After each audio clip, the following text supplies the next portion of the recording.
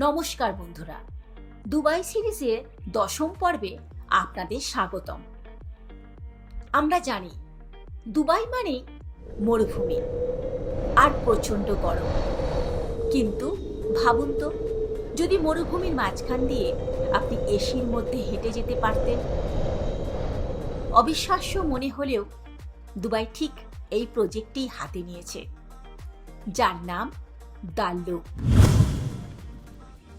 এটি দুবাইয়ের নিজস্ব একটি প্রজেক্ট, যা ডিজাইন করেছেন ইউআরবি নামের একটি সংস্থা। এর উদ্দেশ্য হল মানুষের হাঁটা এবং সাইকেল চালানোকে উৎসাহিত করা। এটি কোনো সাধারণ রাস্তা নয়, এটি একটি 93 কিলোমিটার লম্বা কাঁচের টানেল। এর বিশেষত্ব হল এর ভেতরটা থাকবে সম্পূর্ণ ক্লাইমেট কন্ট্রোল বা এসি করা, ফলে বাহিরের তাপমাত্রা 50 ডিগ্রি হলেও এর ভেতরে আপনি বসন্তের আবহাওয়া পাবেন। এখানে মানুষ সাইকেল চালাতে পারবে এবং পায়ে হেঁটে যাতায়াত করতে পারবে। সবচেয়ে মজার ব্যাপার হলো এই বিশাল প্রজেক্টটি চলবে সম্পূর্ণ নবায়নযোগ্য শক্তিতে।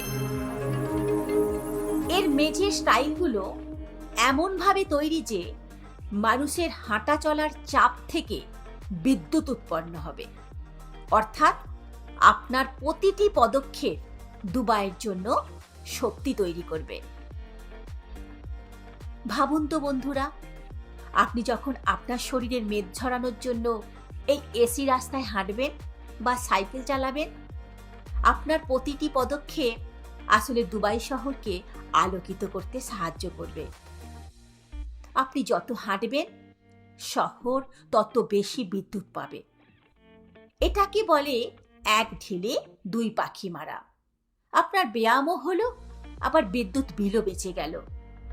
দুবাইয়ের শাসকরা বোধহয় ভাবছেন, মানুষ যখন হাঁটবেনই, তখন সেই শক্তিটা কেন নষ্ট হতে দেওয়া, ওটা দিয়ে এসিটাই চালানো যাক।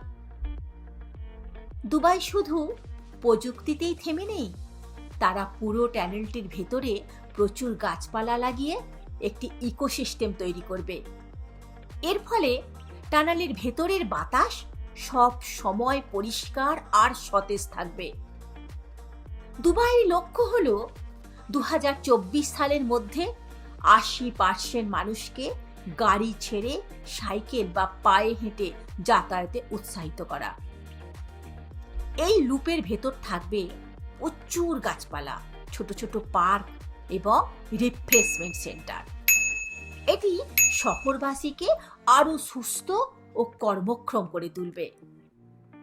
মরুভূমিতে এসির ভেতর সাইকেল চালানোর এই আইডিয়াটা আপনাদের কেমন লাগলো কমেন্টে জানাবেন। ভালো লাগলে লাইক দেবেন, সাবস্ক্রাইব করে পাশে থাকবেন।